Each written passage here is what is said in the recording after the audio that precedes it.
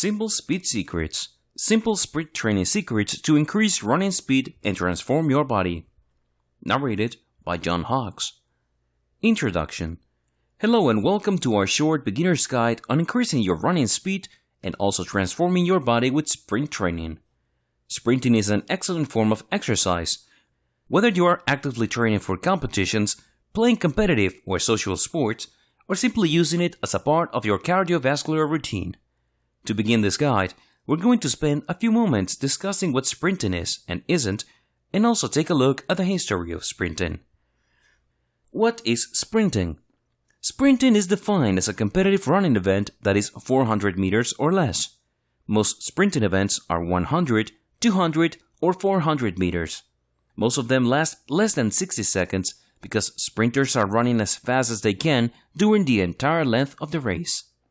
Some sprinting competitions include relay races that involve 4 runners, each sprinting a certain distance. Sprint in a training sense can also mean doing a particular cardio exercise with all-out intense anaerobic effort for a brief period followed by rest. Sprinting versus running.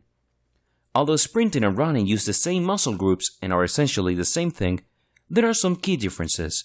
Sprinting, as mentioned before, involves athletes moving as fast as they can for the whole sprint in an anaerobic environment, making it much more intense than running.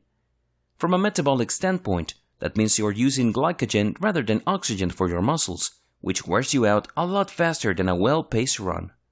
Running, on the other hand, is slower and less intense than sprinting, so events are much longer and require aerobic fitness. Running competitions include the 5K, 3.1 miles, the 10K, 6.2 miles, half marathons, 13.1 miles, and full marathons, 26.2 miles. Running uses oxygen to keep you going, so you can maintain your pace for longer, which is why you have to run for at least 10 minutes for it to be considered exercise. Origin of sprinting. Sprinting dates back farther than any other competitive sport. In fact, it was the first type of athletic competition that was ever recorded. The earliest record came from the original Olympic Games in 776 before Christ.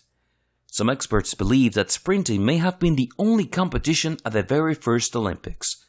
At that time, that race was one state in length, which is about 200 meters. Modern Olympics.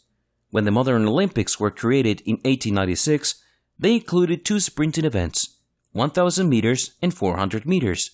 Then, in the 1900s, the 200-meter dash was added. Relay races were included starting in 1912 with the 4x100 race and the 4x400 race. At that time, only men were allowed to compete in the Olympics, but when women were included in 1928, sprinting events were on the list. Benefits of sprinting. There are many benefits to sprinting. It can increase your maximum heart rate and capacity to exercise.